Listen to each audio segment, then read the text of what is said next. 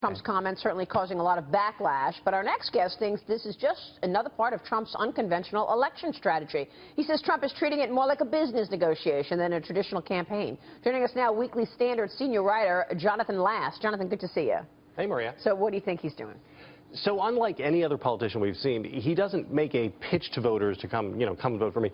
He makes a series of pitches as it's a negotiation. So he starts out with this maximalist position. He did this with immigration. He did this with the idea of Muslims in America celebrating on 9/11. And then he begins slowly backing away from it. And as he does it, though, he notices that he's pulled the entire debate with him. That's amazing. I actually just asked you during commercial break, like, what do you think he's saying when he goes home? You know, I mean, by all accounts, we have heard that he is shocked and surprised at the progress and the success that he has had in this run, in this race for the White House. Everybody is. I mean, seriously. And I mean, you alluded to the fact that he's just having a blast. I think so. I don't think he'd be doing it if he wasn't having fun, right? I mean, doesn't it seem like a guy who doesn't do things that he doesn't enjoy, right? He's reached the position in life where he doesn't have to keep doing things if he's not having a good time. Yeah.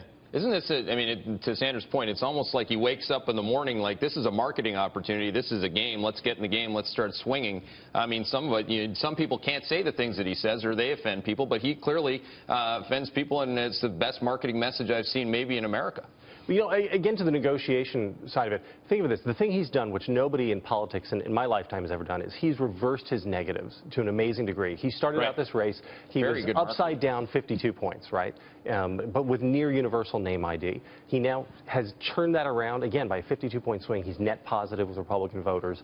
This is not supposed to be possible. This isn't something you're supposed to be able to do in politics. And the funny part is everybody thought, Maria, that he was going to champion the message on the economy and jobs. He's going to be the greatest jobs president that ever lived. That's right. And that hasn't really been the case. No. In fact, to his surprise, I think he has said that, he came out swinging on immigration. Yeah.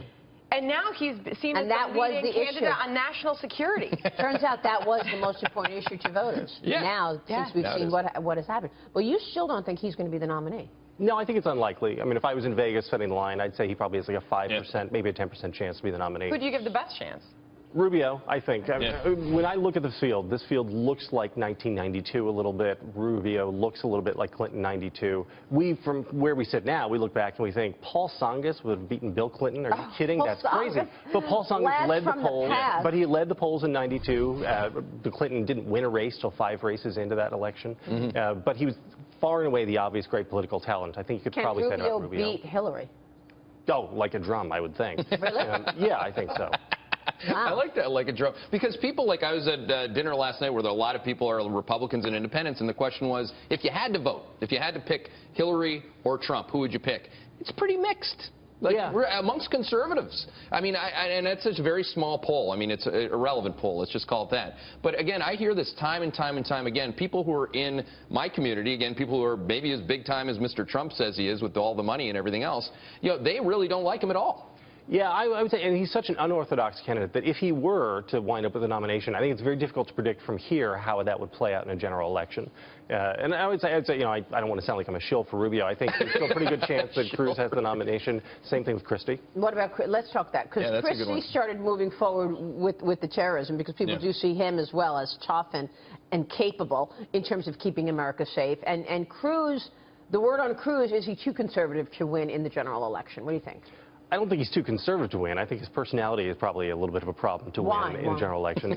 Because he seems to rub a lot of people the wrong way. He seems a little bit like a car salesman, maybe a very good car salesman. Because he's conservative? No, I think just because he's so polished. You know, this is the downside of being the perfect debater is that sometimes you come across as a little bit too perfect. He's got a machine behind him. Man, that some argue that he has not even, there's a whole other gear we haven't even seen him go into yet. What do you mean?